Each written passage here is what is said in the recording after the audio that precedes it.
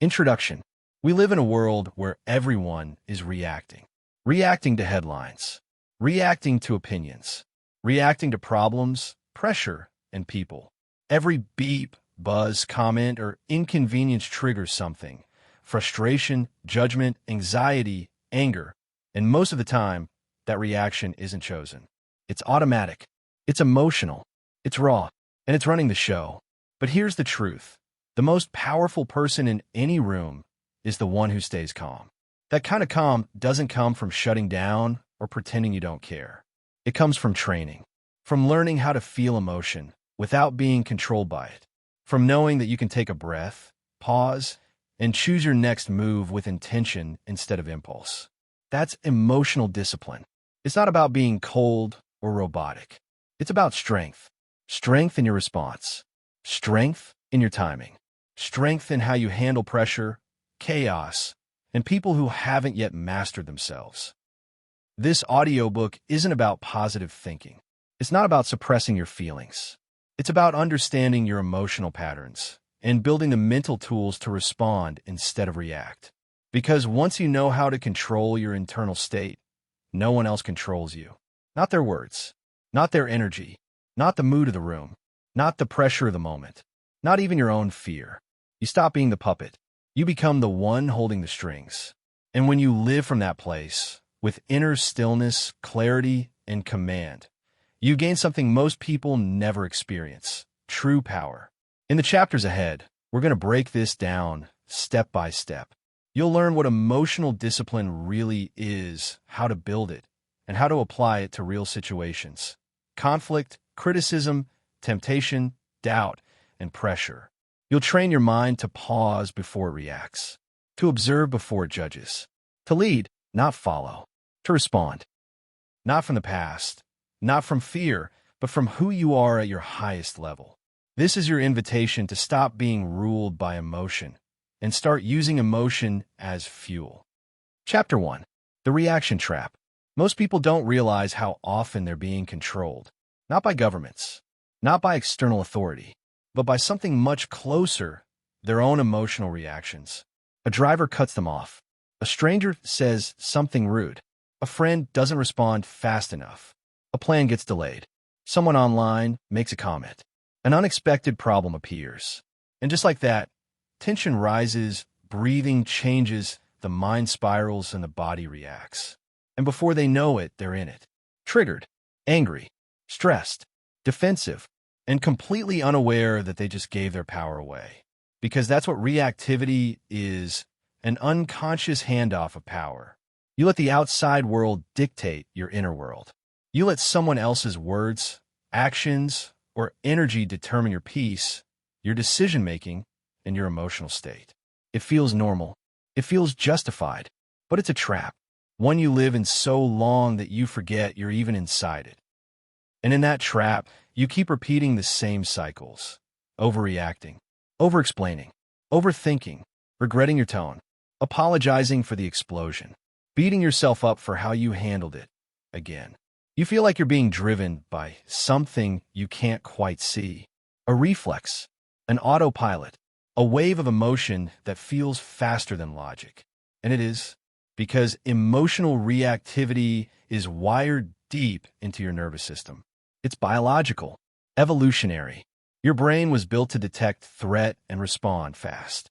When a lion jumped from the bushes, your ancestors didn't have time to journal about their feelings or weigh their options. They had to react. So your body evolved with fight, flight, freeze, and fawn baked into its operating system. Today, the lions are gone, but the system is still running. Only now, the threats are psychological: rejection, embarrassment, criticism, conflict. Instead of teeth and claws, you face opinions, tone shifts, awkward pauses, passive-aggressive comments. But your body doesn't know the difference.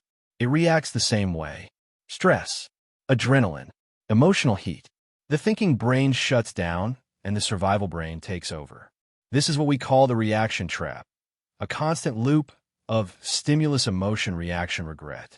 It's subtle. It's fast. It feels automatic. And if you don't know how to recognize it, it will run your life. Here's the part no one talks about: Most of your reactions aren't yours. They're learned, inherited, conditioned. You pick them up from your family, your past, your experiences, and the culture around you. You learned, often without realizing it, how to react to discomfort by raising your voice, shutting down, getting defensive, avoiding conflict, or seeking validation. These aren't conscious decisions. They're emotional programs. And as long as you're running those programs without awareness, you'll keep reacting from the same place, the past. Every time someone pushes your buttons, you're not responding from the present moment. You're responding from years ago. From a younger version of you who didn't feel seen, safe, or heard. From pain you never processed.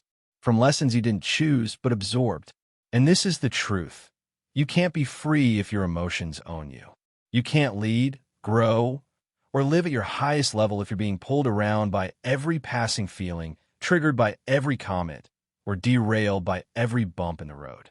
True power, the kind that isn't loud, isn't reactive, isn't desperate, begins with emotional control. And emotional control doesn't mean suppression. It doesn't mean pretending you're fine or faking peace. It means knowing what you feel and choosing how to respond. It means catching the reaction before it becomes your behavior.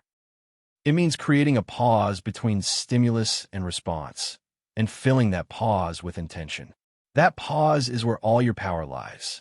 It's where you shift from victim to creator, from reactive to responsible, from driven to driving. But that pause doesn't show up on its own. You have to build it. You have to train it like a muscle. You have to slow down, zoom out, and learn how to stay conscious in the moment where most people lose themselves. You have to become the watcher, not the reactor. That's what emotional discipline is all about. It's not about being unbothered all the time. It's about being aware enough to say, I see the trigger, I feel the emotion, but I'm going to choose how I respond. It's about refusing to give your power away to noise, drama, or chaos. And it starts with awareness. In this chapter, you've begun to see the pattern. You've seen how fast and automatic your reactions can be. You've seen how your past emotions and untrained nervous system can hijack the moment. But now, you have a choice. You can keep living in the reaction trap, thinking this is just who you are, or you can decide to pause, to build the skill, to take the first step toward emotional freedom. In the next chapter, we're going to break down how to build that pause, how to create space between what happens to you and what you do next. Because in that space, that's where your peace lives. That's where your clarity lives.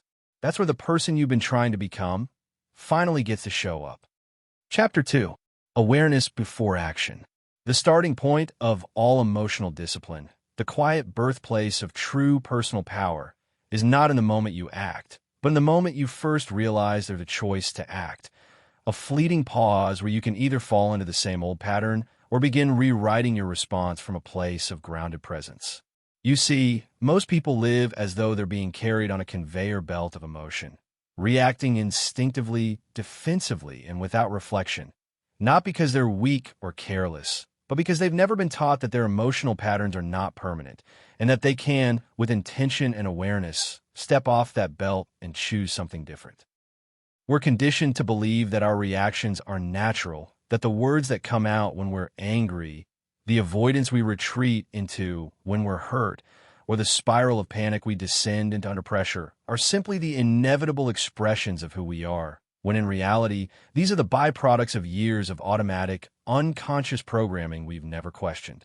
And so we move through life driven by emotional reflexes, honking back at the rude driver, snapping at the person who interrupted us, shutting down when conflict arises, over-explaining when we feel misunderstood. And we tell ourselves we had no choice, when the truth is, we did have a choice, we just didn't see it soon enough. That moment, the moment before you speak, before you lash out, before you withdraw, is where your greatest power lies, and the only way to access that power is through the practice of awareness. Awareness is not a mystical concept reserved for monks or meditators.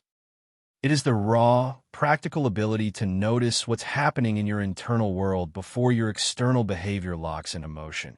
And without that skill, you will always be chasing peace instead of creating it. It begins subtly. You're having a conversation, and someone says something that stings. Maybe it was unintentional. Maybe it wasn't. And before you can even process the words, your chest tightens, your shoulders lift, your jaw clenches, and your mind races toward judgment, assuming intention, preparing defense, or crafting rebuttal. And if you're not aware, truly aware, you will react in alignment with that physiological surge, because that's what the body does when left untrained. It drives action from sensation, not from wisdom. But if you've developed the muscle of awareness, something else happens entirely. You notice the tightness in your chest instead of being consumed by it. You witness the clench of your jaw without letting it dictate your tone. You observe the emotional spike rising, but you don't ride it. You stay still and curious within it. This internal shift is small in appearance, but massive in consequence, because in that micro moment of observation, you are reclaiming authorship over your behavior. And this is where emotional discipline begins, not in fighting your emotions, but in learning to be present with them without being ruled by them. Let me say this clearly. Awareness is not about suppressing what you feel. It is about making room for what you feel without immediately reacting to it. It is about allowing the emotional energy to move through you while maintaining the presence and patience to decide, consciously, how you want to respond to the situation at hand. And building that level of awareness starts with the body, because your body reacts before your thoughts do. Your breath shortens, your shoulders raise, your posture collapses, your fists tighten. And if you can learn to read those signals as early warning signs, you give yourself a chance to slow down before you speed up in the wrong direction. This is why body awareness, scanning yourself throughout the day, becomes one of the most important practices of emotional control. You begin asking questions like, where is tension showing up right now? Is my breath shallow or full? What posture am I holding that reflects the emotion I'm unconsciously carrying? And these questions are not asked to judge or fix. They are asked to interrupt. Interrupt what's automatic. Interrupt what's habitual. Interrupt what's reactive. Once you've developed physical awareness, you expand into emotional awareness, the ability to name, without shame, what you're truly feeling in a moment. Not vague terms like stressed or annoyed, but real, specific identifiers. I feel dismissed. I feel anxious because I don't know what's coming. I feel unheard, and it's touching something deeper than just this conversation. The moment you name the emotion accurately, you stop being submerged in it and start gaining perspective on it. And perspective is what allows you to shift. Next comes thought awareness, which is about catching the mental narrative that always tags along with your emotions. Every emotional trigger is paired with a thought, a belief, a judgment, an assumption, and those thoughts are often more harmful than the emotion itself because they fuel the fire, confirming your worst interpretations and locking you into tunnel vision. So you begin observing, what thought is trying to take the lead right now? What story am I telling myself about this moment? Is it helpful? Is it kind? Is it even true? And then you get to choose whether or not to follow it, because that's what awareness ultimately gives you. Choice. It gives you the power to feel a wave of emotion rise. Sadness, anger, embarrassment, frustration, and say, yes, I feel this, but I'm not going to let it hijack my behavior. It gives you the ability to recognize that just because you're experiencing something internally doesn't mean you have to express it externally in a way that causes damage or disconnection. It helps you move from compulsive to conscious, from robotic to reflective, from impulsive to intentional. That is the journey of emotional discipline, and awareness is the road that takes you there. But make no mistake, this is not a one-time practice. It is a daily decision. It's the willingness to check in with yourself instead of checking out. It's the humility to slow down instead of speeding past the discomfort. It's the strength to pause before reacting, even when your entire nervous system is begging you to fight, flee, or freeze. And it's also the courage to admit when you've fallen short. To own your reaction, to apologize with clarity, to reflect without shame, and to recommit without judgment. Because emotional discipline isn't about being perfect. It's about being honest. And that honesty starts with the awareness to see yourself clearly, especially when it would be easier to look away. So today, I'm not asking you to control everything you feel. I'm asking you to start watching everything you feel. Watch how your body responds in moments of conflict. Watch how your mind tries to justify your emotional spikes. Watch what your heart starts to believe about you, or them, or life when the pressure rises. And the more you watch, the more you'll learn. And the more you learn, the more you'll begin to respond. Not as the person you were in survival mode, but as the person you're becoming through self-mastery. In the next chapter, we're going to take the pause even further. Not just noticing the space between trigger and action, but expanding it, building it like a muscle, and turning it into a tool you can use in real time when life doesn't slow down just because you want it to. Chapter 3. The Power of the Pause. There is a moment, often so brief, so quiet, and so invisible to the untrained mind, that exists between the instant something happens to you and the instant you choose what to do about it. And although this space is small in appearance, it holds within it the full weight of your power, your freedom, and your ability to live with presence rather than regret. It's the pause. The pause before you speak when someone insults you. The pause before you hit send on the angry message. The pause before you raise your voice, walk away, shut down, or strike back. Most people never learn how to master this moment. Not because they're incapable, but because they've been conditioned to believe that once an emotion is activated, action must immediately follow, as if the feeling and the behavior are fused together in a single, irreversible process. But this couldn't be further from the truth. And once you understand that there is always a window, however small, between your internal emotional state and your external behavioral response, you unlock one of the most transformative keys to emotional discipline and inner peace. You see, reactivity is not just an emotional reflex. It is the result of bypassing this pause, of skipping the part where the conscious mind could intervene and redirect the course. And so when you begin to recognize the pause not as something accidental, but as something intentional that must be cultivated and protected, you begin to reclaim the part of you that doesn't just feel, but leads. This pause is not passive. It is not weakness. It is not avoidance.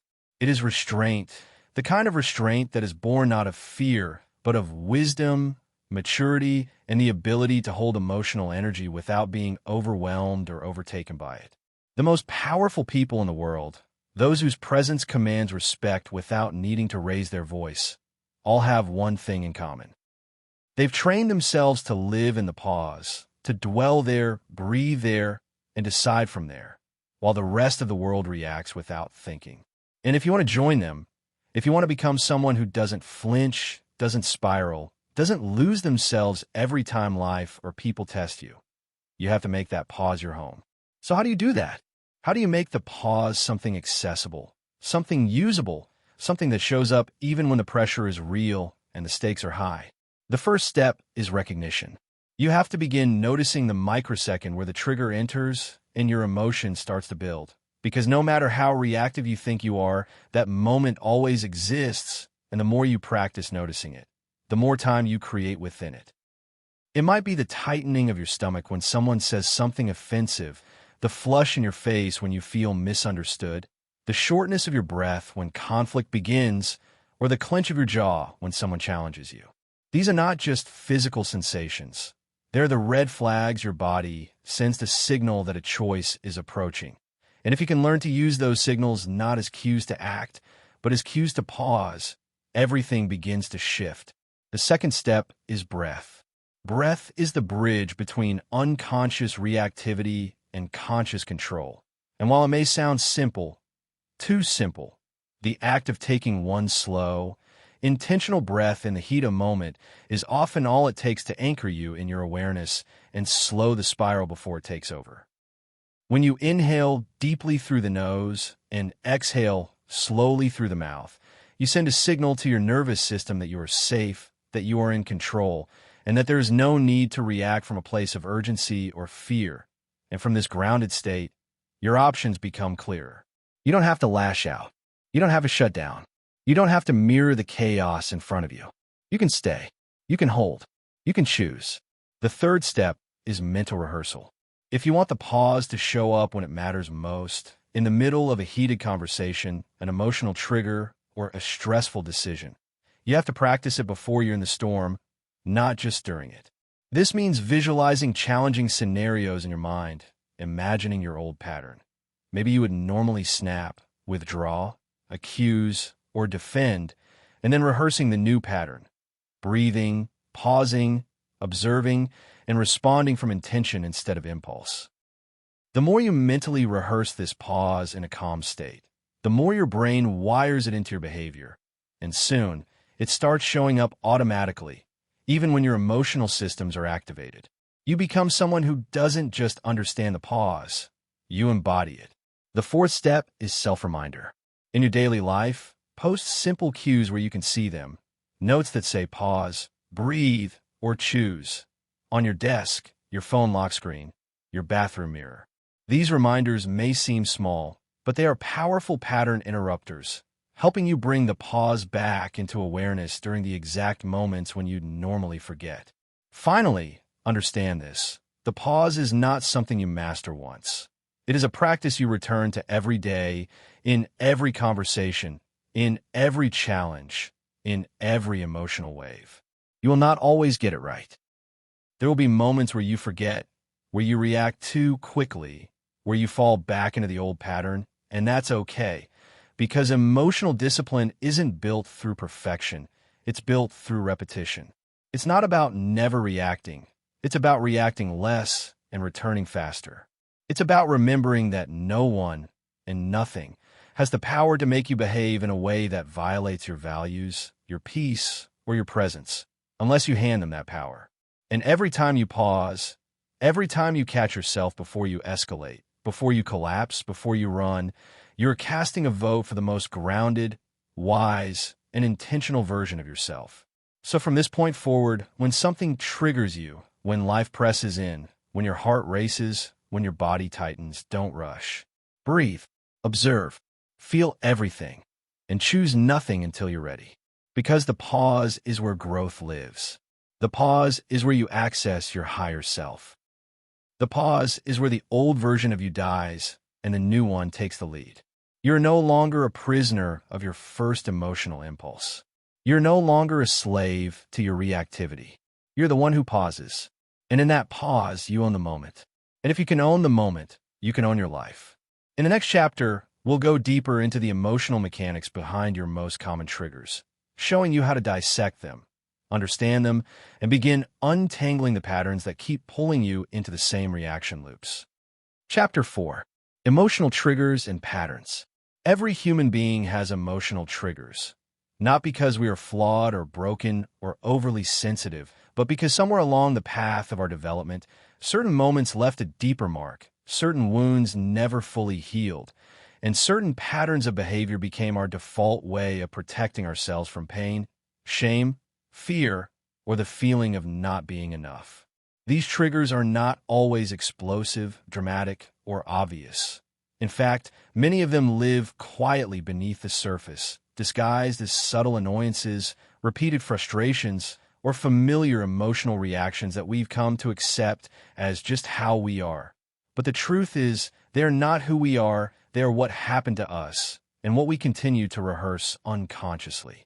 You see, emotional triggers are like shortcuts your brain creates between a stimulus and a specific emotional state. They are the result of repeated emotional experiences that, over time, formed neural pathways, muscle memory, and survival patterns.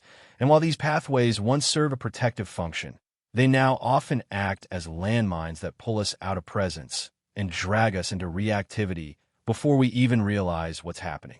Maybe for you, it's being ignored in a group conversation, which instantly floods you with the feeling that your voice doesn't matter, even though nobody explicitly said it.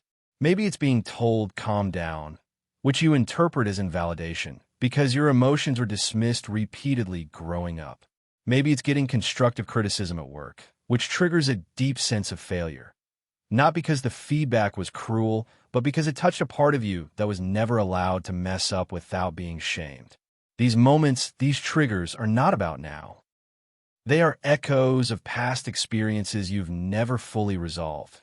And until you learn to recognize them, name them, and trace them back to their roots, they will continue to run the show from behind the curtain of your consciousness, making you react in ways that feel automatic, intense, and often disproportionate to what actually happened. To build emotional discipline, you must begin doing the deep and often uncomfortable work of examining your triggers, not with judgment or shame, but with curiosity and compassion, because these responses didn't come out of nowhere. They were built in environments where you didn't feel safe, where emotional expression was punished or neglected, where your boundaries were crossed, or where love felt conditional. And your nervous system adapted accordingly. So how do you begin mapping these emotional patterns? It starts with observation, the conscious decision to turn inward when you feel emotionally charged and ask, what just happened? What did I feel? What was I afraid of? What old memory or meaning got activated in this moment? Let's say you feel a sudden rush of anger when someone cancels plans with you last minute. Before reacting, you pause and ask, why did that hit so hard? Maybe you realize it's not just the cancellation. It's the feeling of being discarded, of being made a low priority, which reminds you of a parent who made promises and didn't follow through, or a friend who disappeared without explanation years ago. And now, even though the person who canceled had a valid reason, your body and emotions responded as if abandonment just occurred again. This is the process of trigger tracing, learning how to differentiate between what's happening now and what your nervous system remembers from the past, so that you can respond from a place of clarity instead of projection. To make this process more tangible, start creating a trigger map. A journal where you write down moments throughout your day that activated strong emotional reactions. Break it down like this. The trigger, what event, word, gesture, or tone caused the spike in emotion? The immediate reaction, what did you feel? Anger? Shame? Sadness? Tightness in your chest? Did you want to shut down, argue, prove something? The story, what thought or belief showed up right after the trigger? Was it, I'm not good enough, people always leave, I'm being disrespected? The pattern, have you felt this same combination of trigger and reaction before? With whom? In what types of situations? The possible origin, when do you remember feeling this for the first time in your life? What was happening then? This kind of reflection doesn't always give you instant clarity, but over time, it reveals patterns. Not to shame you, but to free you from the illusion that your reactions are about the present moment, when they're often echoes of the past knocking on your present-day door. Once you've identified your common triggers, the next step is to build what I call pre-reaction awareness. The practice of becoming so familiar with your triggers that you can feel the emotional buildup in real time and interrupt it before it gains full momentum. Imagine your emotional trigger like a wave forming in the ocean. You may not be able to stop the water from rising, but if you can feel it early enough, you can ride it consciously with balance and control rather than being pulled under and dragged to the shore by forces you don't understand. You begin to say to yourself, this situation is touching a wound, not a truth. This anger is coming from something older than this conversation. This pain is familiar, which means it's not just about now. And in that recognition, you create space. And in that space, you create choice. And in that choice, you regain your freedom. Freedom to choose how you show up. Freedom to rewrite the pattern. Freedom to respond from the version of you who is aware, present, and grounded. Not the younger, hurt version of you try to protect themselves through reactivity. One of the most healing parts of this work is that as you begin to understand your triggers, you begin to meet your past self with compassion instead of judgment. You start realizing that your reactions aren't signs of failure. They're messages from parts of you that still need your attention, your love, and your leadership. You start turning toward those parts instead of avoiding them. You begin to heal, not by erasing the past, but by choosing not to let it unconsciously shape your present. So if you've been stuck in the same emotional loop, always getting defensive in the same conversations, always shutting down in the same circumstances, always over-explaining in the face of discomfort, understand this. Your reactions are not random, and they are not your destiny. They are invitations. Each one is an opening, an opportunity, a chance to grow more aware, more responsible, more at peace with yourself and the world around you. And the more you study your own emotional architecture, the wiring, the wounds, the beliefs, and the triggers, the more fluent you become in the language of your own nervous system, and the less reactive you become when that system is activated. In the next chapter, we'll begin practicing the skill of responding instead of reacting, learning how to speak, act, and lead from a place of grounded, emotionally regulated presence, even when you're feeling the weight of the moment. But for now, let your new practice begin with this simple truth. Your triggers are not your enemy. They are the doorway to your greatest emotional freedom, and you are strong enough and aware enough to walk through them. Chapter 5. Responding versus reacting. There is a moment, subtle in presence, yet profound in consequence, with a trajectory of an interaction, a relationship, or even your entire day is determined, not by the emotion that arises in your body or the thought that surfaces in your mind, but by what you choose to do next. And in that fleeting, easily overlooked moment lies the quiet difference between reacting and responding, between losing your balance and standing firmly in your power. To react is to surrender to the wave, to become entangled with the emotion the moment it arises, to let your physiology, your programming, or your pain dictate your behavior without permission or pause.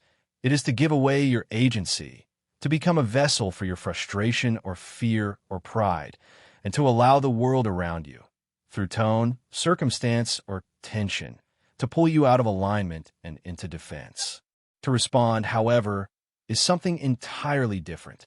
To respond is to step back, not physically, but internally, and to observe the emotion without becoming it, to acknowledge the heat without adding fuel to the fire, to hold space between the stimulus and your next action with the grace and restraint of someone who is no longer enslaved by their nervous system or their narrative, but instead governed by clarity, choice, and character.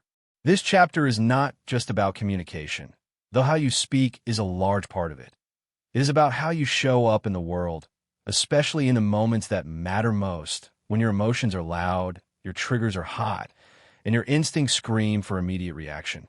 Because the truth is, how you respond when things go wrong, when people disappoint you, when expectations are not met, reveals more about your maturity than any amount of intellect, ambition, or eloquence ever could.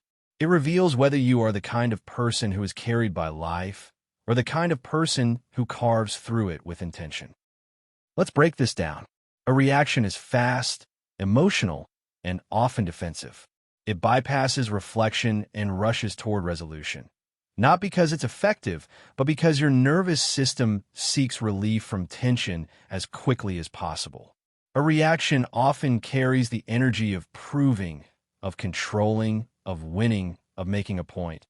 And in doing so, it usually escalates the situation, hardens the people involved, and leaves you with regret or residue that lingers longer than the moment ever should have. A response, by contrast, is slower, quieter, and wiser. It allows the emotion to pass through without permitting it to speak for you. It is deliberate, considered, and grounded in your values, not your impulses. And while a reaction often feels more satisfying in the moment, especially when anger is high or ego is bruised, a response has a longer half-life.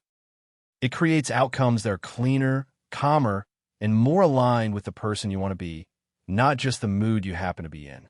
Now, to build the habit of responding instead of reacting, you must first develop the ability to pause in the discomfort, to sit with the emotion rather than offloading it through behavior, and to resist the temptation to discharge your feelings onto someone else simply because it feels relieving in the short term. This pause we spoke about in the last chapter becomes the gate through which all emotionally disciplined responses pass. It is not enough to feel your anger. You must witness it. It is not enough to know you're triggered. You must own it. It is not enough to realize you're spiraling. You must interrupt it. So here's how we begin the transition. When something triggers you, when someone says something sharp or dismisses your idea or challenges your integrity, instead of launching into defense or offense, take one full breath and ask yourself a simple but profound question. What response in this moment would reflect the strongest, most centered, most self-respecting version of me?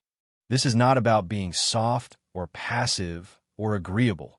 This is about being strategic with your energy, about leading with power that doesn't need to prove itself loudly, about protecting your peace instead of reacting from pain.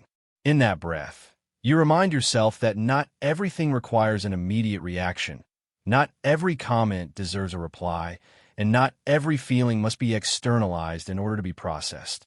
Sometimes silence is the response. Sometimes a redirect is the boundary. Sometimes walking away is the wisdom. Responding doesn't mean ignoring what you feel. It means choosing to express it in a way that doesn't damage you or others. It means saying what needs to be said without throwing daggers. It means setting boundaries without building walls. It means leading the energy of the room rather than becoming a mirror for its chaos. And in high-stakes situations, whether in work, love, family, or conflict, the person who can stay anchored when the current gets strong is often the one who sets the tone for everyone else. So ask yourself, in this conversation, am I choosing presence over pride? In this conflict, am I prioritizing clarity over control? In this moment, am I protecting my peace or proving my point? You'll notice that the most profound responses don't always come from deep analysis or perfect language. They come from alignment, from the ability to speak from a place that is calm, coherent, and connected to truth rather than ego. And sometimes, the most powerful response you can give is one that breaks a familiar pattern. If you always yell when you feel dismissed, try staying still. If you always withdraw when you feel criticized, try staying in the conversation. If you always need to have a last word, try choosing the final word inside, not out loud. These shifts, though subtle, begin to rewire your relationship with your own emotions. They signal to your nervous system, we are safe. We are in charge. We are no longer reacting from old wounds. We are leading from new awareness. Let's be honest, this work is hard. Responding when you want to react takes more courage than shouting, more strength than shutting down, and more commitment than simply repeating what's familiar. But every time you do it, you create a new imprint, a new muscle memory, a new default. You start becoming the kind of person who walks into chaos and stays calm, who feels anger and chooses grace, who hears criticism and stays rooted in truth, who doesn't flinch in the face of pressure. And this isn't about being emotionally numb or detached, quite the opposite.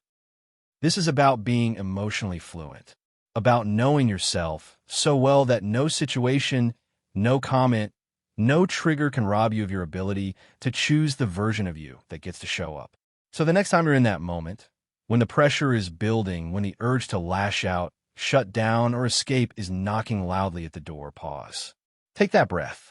Remember the difference. And respond not from the part of you that's afraid, but from the part of you that's ready. Chapter 6. Self-talk and inner regulation.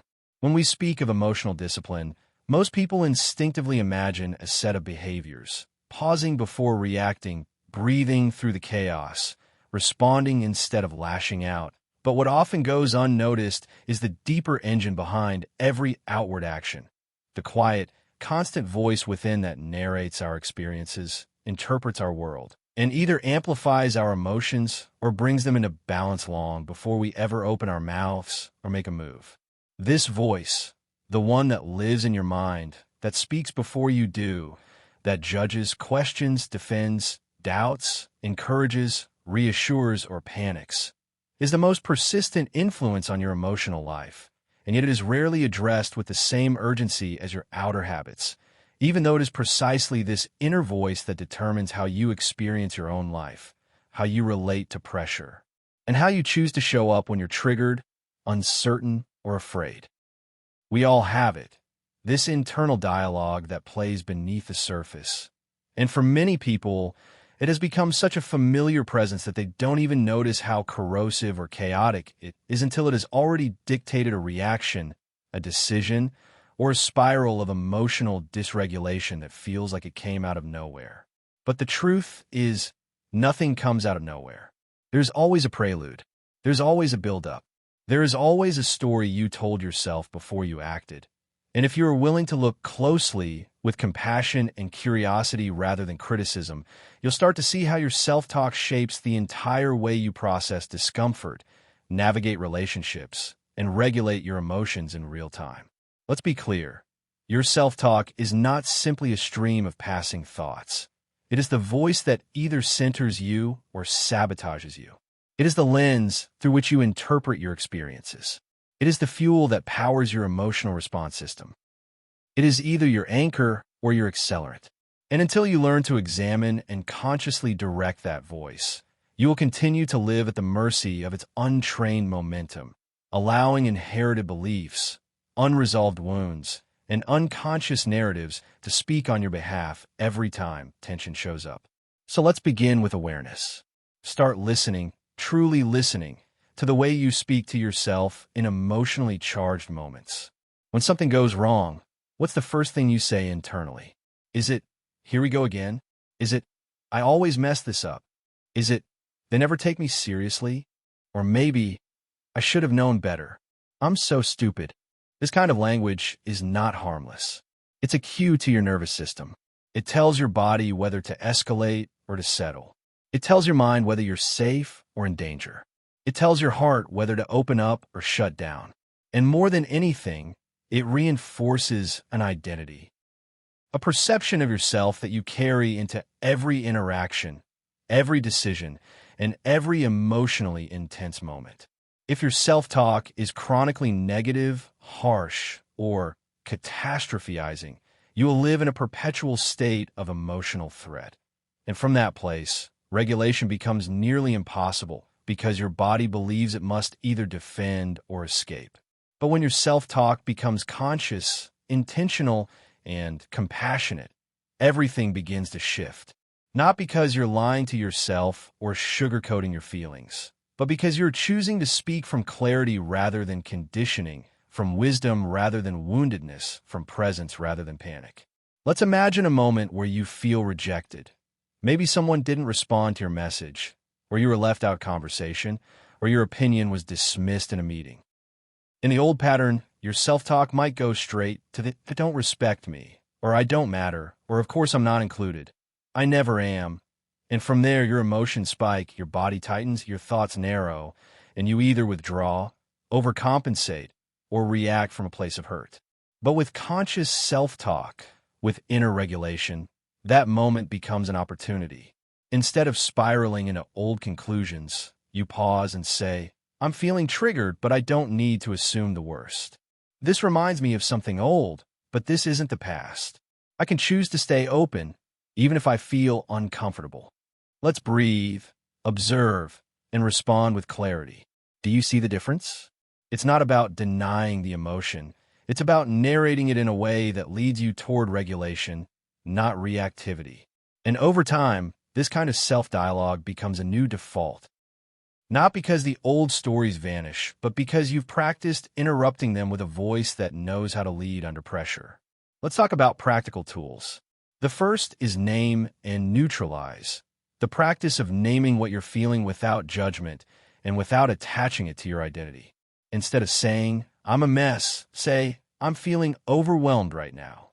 Instead of, "I'm such an idiot," say, "I made a mistake and I can fix it." Instead of, "I'm always like this," say, "This is a pattern I'm learning to change." These shifts seem small, but they are the foundation of inner regulation, because they allow you to separate the emotion from your identity and create space between what you feel and who you are. The second tool is regulation reframes. Intentional phrases you can rehearse and use in real time when your emotions begin to rise. Examples include, "This moment is temporary. I can handle it. My nervous system is activated, but I'm not in danger. I don't need to respond right now. I can breathe and come back. Just because I feel this doesn't mean I have to act on it." Write these phrases down. Practice them when you're calm. Use them when you're not. Because self-talk is not just reactive, it's proactive. You can train it. You can prepare it. You can lead with it. The third tool is compassion anchoring. The practice of speaking to yourself the way you would to a close friend or a younger version of you who's struggling. Would you tell a child, "You're worthless," when they make a mistake? Would you tell a friend, you always screw things up when they feel hurt? No. You would offer reassurance, encouragement, kindness. So why should your own inner voice be any different? When you begin practicing compassionate self-talk, you build an internal environment where safety becomes your baseline. And from that safety, regulation flows effortlessly because your system is no longer fighting against an inner critic trying to tear you down while you're already overwhelmed. Let's end with this truth. The voice inside you is not fixed. It is not who you are. It is who you've rehearsed. And starting today, you can rehearse something better. You can become the kind of person whose thoughts de-escalate conflict, whose inner voice restores balance instead of stoking fear, whose self-talk turns storms into stillness, because it knows how to lead with love instead of panic. You're your own coach. You are your own anchor. And the way you speak to yourself is the tone your entire life begins to take on. In the next chapter, we'll move into mental rehearsal and emotional conditioning, the powerful practice of preparing your nervous system to remain calm and present before the storm even hits. But for now, take this moment. Close your eyes, take a breath, and tell yourself, with calm, honest conviction, I am learning to lead myself from the inside out, and I am doing it well. Chapter 7. Mental Rehearsal and Emotional Conditioning.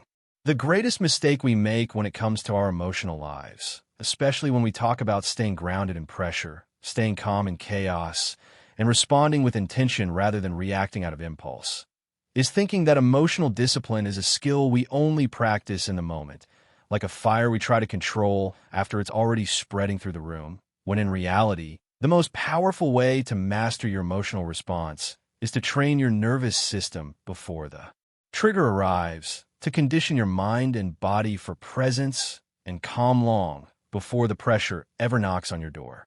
This is where mental rehearsal, a practice often reserved for elite athletes, military units, public speakers, and high-stakes performers, becomes one of the most valuable and underutilized tools in your emotional mastery toolkit because it allows you to prepare for life's hardest moments in advance, not by running from them or suppressing them, but by walking straight into them in the safety of your own mind and rewriting your role within them from a place of control, clarity, and conscious authority.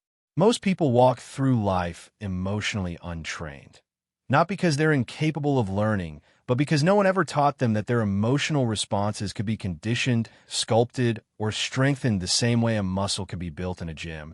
And so they wait until the pressure hits, until the insult lands, until the breakdown erupts to try and regulate themselves, all while carrying years of unconscious programming that pulls them toward the same reactive loops, even when they desperately want to choose differently. But mental rehearsal changes this. It gives you access to your highest self before the chaos. It creates emotional muscle memory before the tension. It builds inner safety before the discomfort. And over time, it allows you to respond to real-life situations not as a surprise, but as a scenario you've already practiced, a moment you've already mastered in the theater of your mind, where you've chosen, repeatedly, to stay calm, grounded, and in control. So how does this work? It starts with visualization, but not the kind that's passive or pretty or focused only on best-case scenarios. This is deliberate stress rehearsal, a technique in which you intentionally imagine emotionally challenging situations that typically trigger you. But instead of simply watching them happen, you insert your new behavior, your new pause, your new breath, your new language, your new mindset into the exact moment where you used to fall apart, escalate, or shut down. Let's say you often get overwhelmed during conflict. Maybe your partner raises their voice and your chest tightens, your thoughts scramble, and you either explode or shut down. Instead of waiting for the next argument to practice your new response, you sit down, close your eyes, and mentally place yourself in that very situation. You hear their voice. You feel your heart speed up. You notice the tightening in your body. You experience the discomfort as if it were real. But then, instead of reacting, you slow your breath. You place a hand on your chest. You speak the phrase you've chosen. Maybe something like, I can hold this. I don't need to mirror this energy. You rehearse the pause. You imagine yourself responding with fewer words, with more calm, with emotional restraint, that doesn't come from shutting down, but from being in charge of your internal experience. You play that movie in your mind, not once, but over and over. And each time you do, you wire a new pathway. You build a new option. You teach your nervous system that this scenario doesn't have to mean panic. It doesn't have to mean escalation. It can mean calm. It can mean leadership. It can mean presence.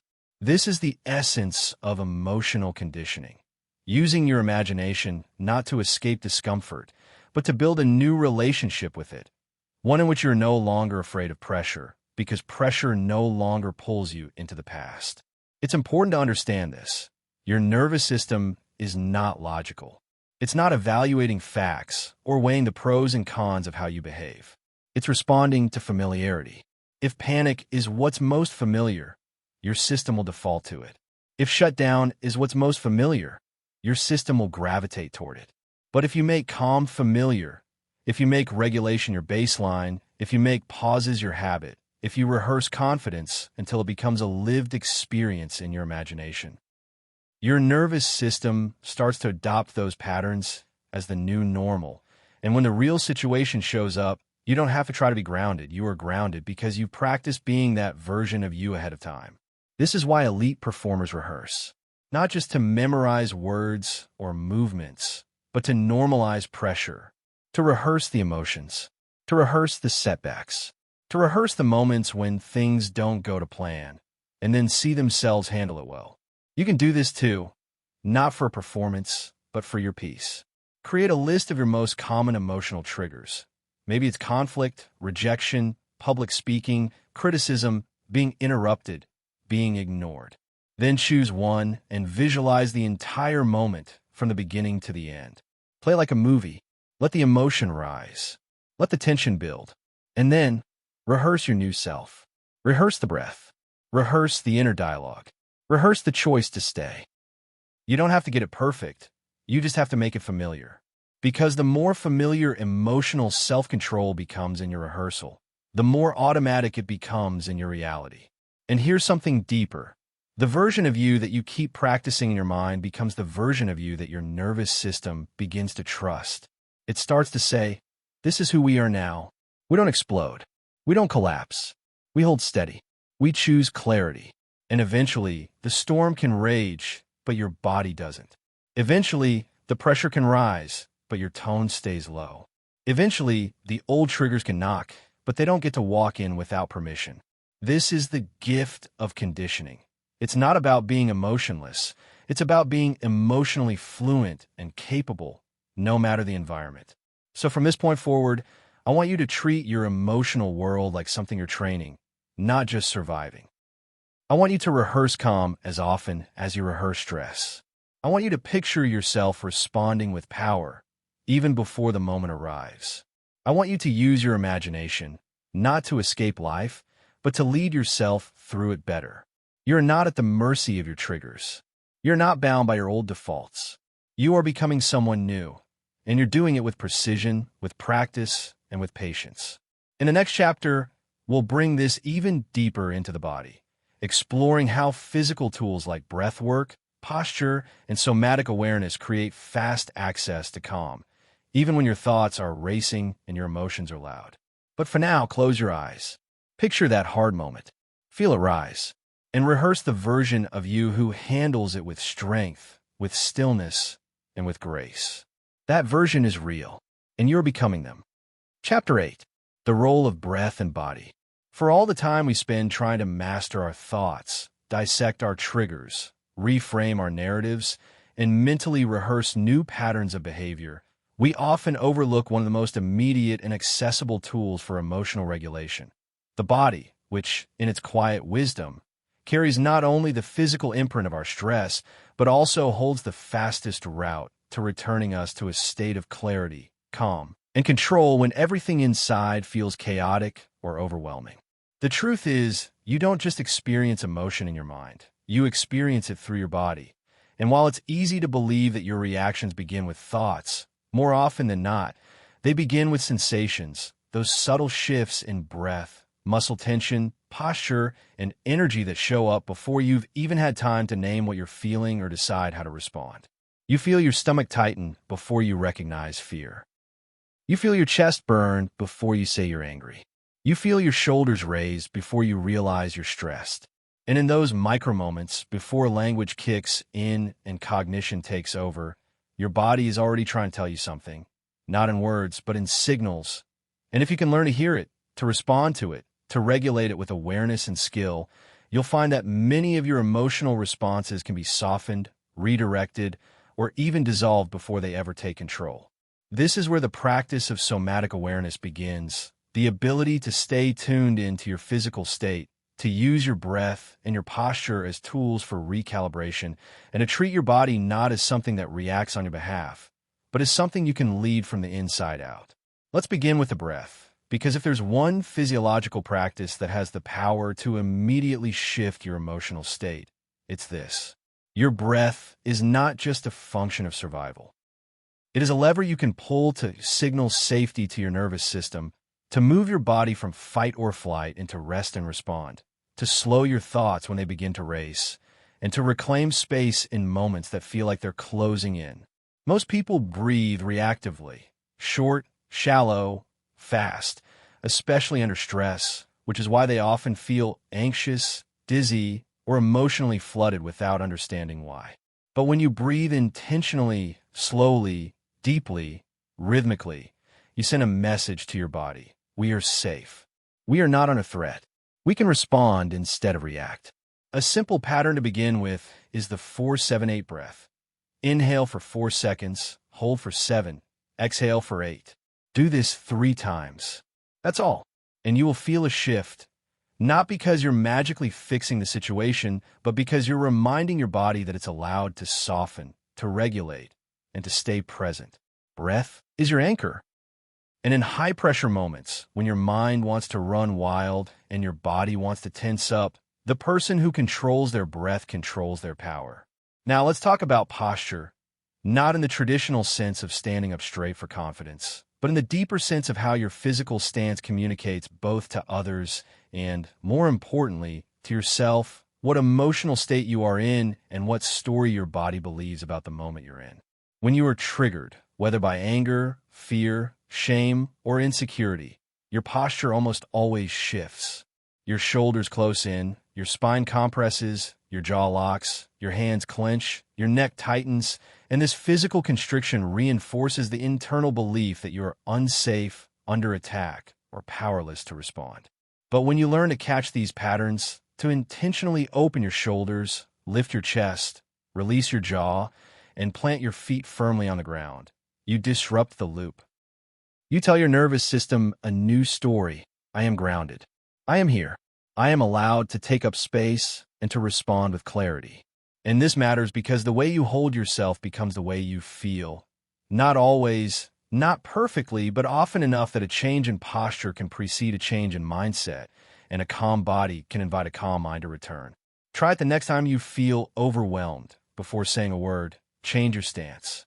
Unclench, uncurl, breathe into your belly, open your chest, lower your shoulders, and notice how your sense of emotional urgency begins to shift, how the heat cools slightly, how the space around you seems to expand again. This is not about pretending you're not triggered. It's about choosing to respond from a body that is no longer locked in a survival pattern. Another powerful physical practice for regulation is movement. When emotions build, especially strong ones like anger, frustration, anxiety, they store as energy in your body. And when you don't give that energy somewhere to go, it turns inward, creating restlessness, agitation, or emotional shutdown. This is why when you're feeling emotionally charged, one of the best things you can do is move your body. Go for a walk, stretch, shake it out, pace if you need to, but move, not to escape the emotion, but to help it move through you instead of getting stuck inside you. Movement is emotional hygiene. It is not weakness. It is not avoidance. It is the physical act of clearing space so that your clarity can return. Lastly, pay attention to grounding. When your emotions spike, when you feel untethered, disoriented, scattered, ground yourself physically. Stand with both feet flat on the floor. Place your hand on your chest or belly. Press your palms together. Touch something solid, a wall, a table, your own legs. Grounding brings you out of the storm in your mind and back into your body. And once you're back in your body, the storm becomes more manageable, not because it disappears, but because you've stopped being thrown around by it. So here's what I want you to remember. Your body is not your enemy. It is not separate from your emotional world. It is your ally, your partner, your most honest barometer. And when you learn to listen to it, regulate it, and use it as a tool for calm, you become less reactive not just in theory, but in practice, in breath, in bone, in posture, in presence. This is not just mindset work. This is nervous system work. And it matters. Because when you train your body to stay calm, your mind has a place to return to. You don't just think differently. You feel differently. You become the kind of person who doesn't just know how to pause. You embody the pause. You breathe it. You stand in it. You move through it with grace. In the next chapter, we'll move into the world of conflict. How to hold your center in the middle of confrontation, criticism, and emotionally intense conversations where the old you might have exploded, shut down, or lost control, and how the new you can stay, speak, and leave from a place of deep emotional clarity. But for now, remember this. When in doubt, come back to the body. Come back to the breath. Come back to the ground beneath your feet. That is where emotional discipline begins, not in your mind, but in your presence. Chapter 9. Mastering Conflict with Emotional Poise. If there is one space where emotional discipline is truly put to the test, not in theory, not in quiet contemplation, but in the sharp heat of real-world dynamics, it is in conflict, that unpredictable terrain where emotions run high, words carry extra weight, and the stakes of our responses feel heavier because they impact not only our internal world, but the relationships, environments, and reputations we navigate every day. And while most people treat conflict like a battlefield, approaching it with armor, weapons, and the deep-rooted belief that to engage is to defend, attack, or win, those who master emotional poise understand something deeper, something subtler, something far more powerful. That conflict is not a problem to be avoided or an enemy to defeat, but an opportunity to demonstrate clarity, strength, restraint, and grounded communication in its most tested form. The way you show up in conflict reveals more about your emotional maturity than any other scenario, because it strips away the comfort of calm circumstances and exposes your ability to hold your center when others lose theirs, to respond with precision when others get messy, and to stay rooted in your values when others try to pull you into a narrative you didn't choose. Most people either collapse or overcompensate in conflict. They either shut down completely, becoming passive, withdrawn, and resentful, or they escalate, becoming reactive, aggressive, and emotionally volatile.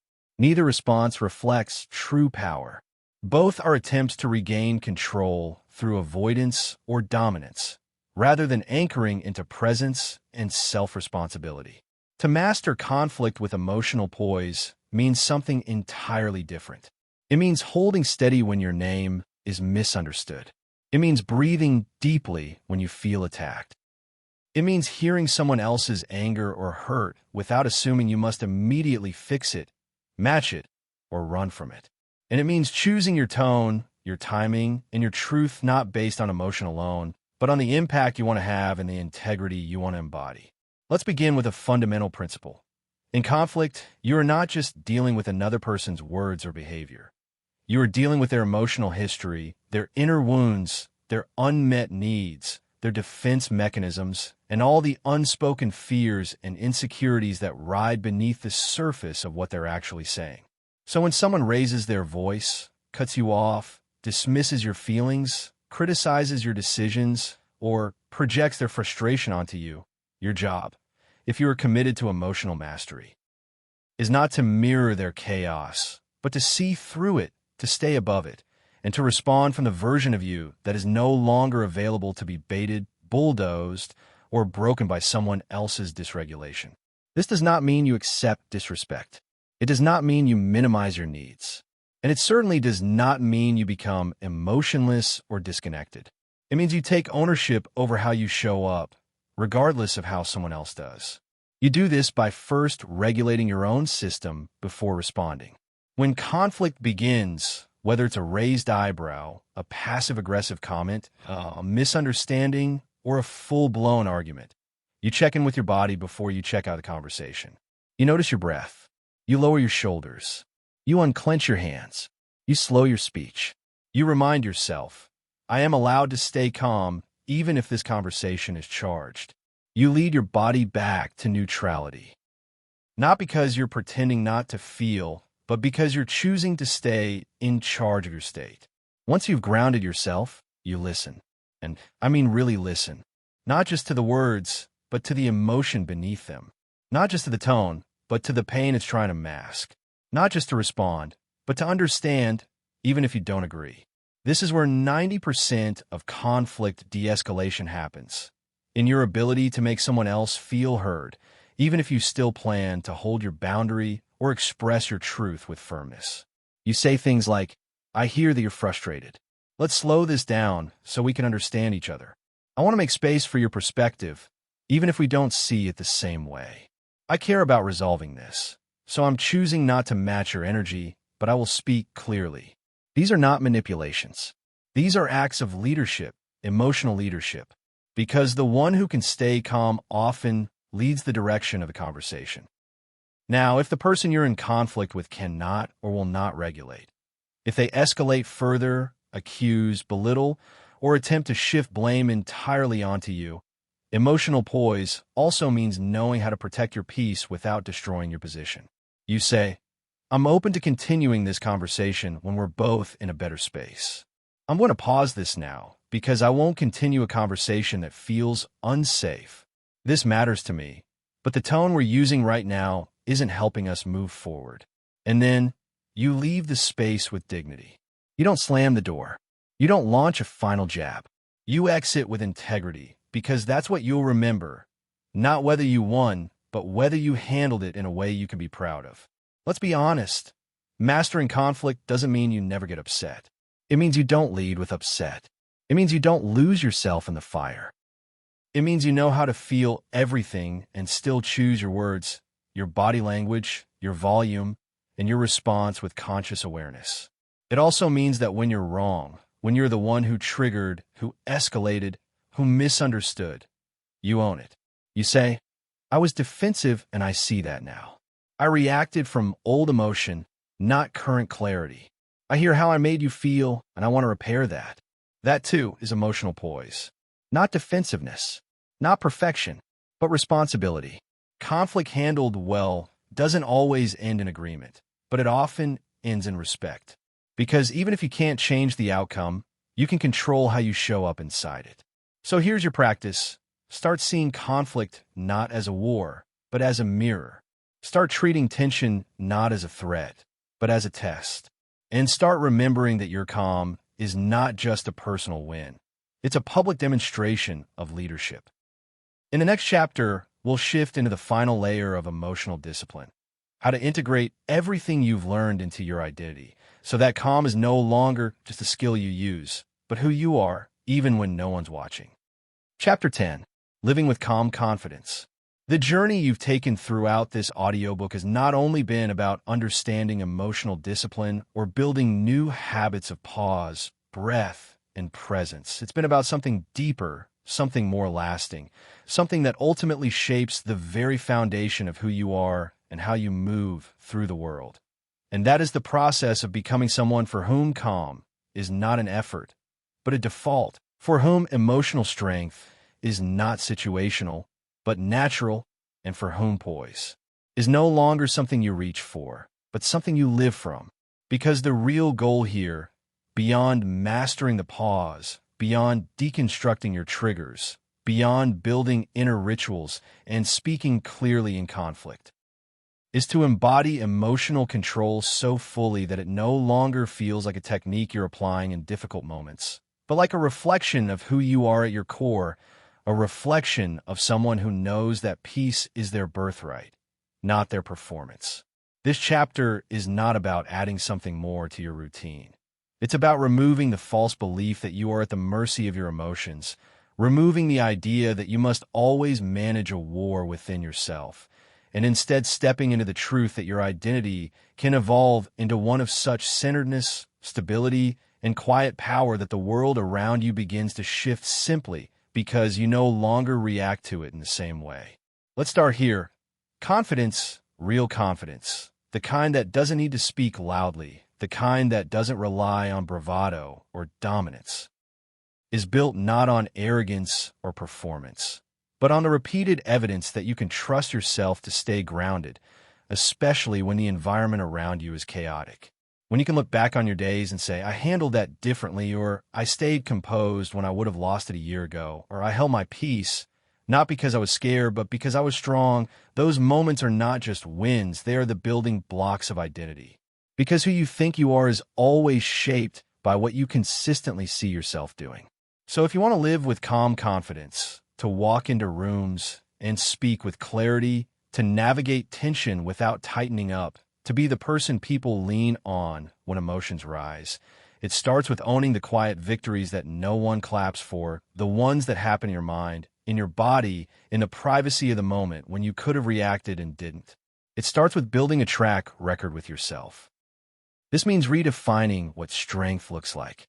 It means knowing that real strength is not about overpowering others, but about not letting others overpower your inner world. It means recognizing that real power is not the loudest voice in the room, but the one who can speak softly and still be heard. It means reminding yourself that calm is not weakness, it's control. Let's talk about identity anchoring, the practice of consciously shaping who you believe yourself to be by repeating thoughts, actions, and rituals that align with the version of you that leads from peace. This might sound subtle, but it's one of the most powerful things you can do. Every day, you wake up with a choice. You can act from your conditioning, or you can act from your vision. You can move through the day with your old reactions and say, this is just who I am, or you can say, this is who I'm becoming, and allow that vision to inform your breath, your tone, your posture, your pace. Here's how to start. Pick one phrase, one identity anchor, that speaks to the version of you you're stepping into. Maybe it's, I respond, I don't react. Calm is my baseline. I lead myself first. My peace is non-negotiable. I hold space. I don't chase control. Write it down. Speak it to yourself. Repeat it in moments of pressure. Make it part of your rhythm. Why? Because repetition rewires identity. Because the more often you affirm that you're someone who stays calm, the more often you will become that person in practice. Not because you're pretending, but because you're giving your nervous system and your mind a clear direction to follow. Next, take inventory of your environment. Because no matter how emotionally disciplined you become internally, you're still affected by the external inputs you allow into your world. This means evaluating who you surround yourself with, what you consume, and what energy you tolerate. Not from a place of judgment, but from a place of alignment. Ask yourself, do the people around me support my growth or provoke my chaos? Does the content I consume fuel calm or feed outrage? Am I setting boundaries that reinforce who I'm becoming or who I've been? And then adjust accordingly. You don't need a perfect environment to master your emotions, but you do need to stop feeding the patterns you're trying to outgrow. Lastly, living with calm confidence means learning how to recover quickly when you fall out of alignment. Because yes, even the most emotionally grounded people still have moments of frustration, anger, sadness, overwhelm. But what sets them apart is not that they never fall. It's that they don't stay fallen. They don't spiral into shame. They don't justify old patterns. They don't say, well, I guess this work doesn't matter. They pause. They reflect. They breathe. And they return. You need a recovery ritual. A simple process to bring yourself back into alignment when your old self resurfaces. Not because you failed, but because growth is messy and nonlinear. Maybe it's stepping outside. Maybe it's a phrase you repeat. Maybe it's journaling what you learned from the moment. Maybe it's taking a breath, owning it, and starting again. Whatever it is, let it be something that reminds you, I am not perfect. I am present. I'm growing. I'm coming home. Because at the end of the day, emotional discipline is not about being cold, robotic, or unshakable in every moment. It's about building an inner ecosystem so strong, so self-respecting, So rooted in clarity and compassion that you always know how to find your way back to yourself when the world tries to pull you away. This is who you are now. You're someone who breathes through the storm. You're someone who pauses before they speak. You're someone who owns their triggers, not excuses them. You're someone who holds emotional integrity even when it's hard. You are calm. You are clear. You are powerful. Not because you control everything, but because you've stopped letting everything control you. This is the end of the book, but it's the beginning of your identity. Now go live it. Not someday. Not when it's convenient. Now, because the world needs people like you. Not louder, but calmer. Not faster, but clearer. Not perfect, but present. And that's who you've become. Own it.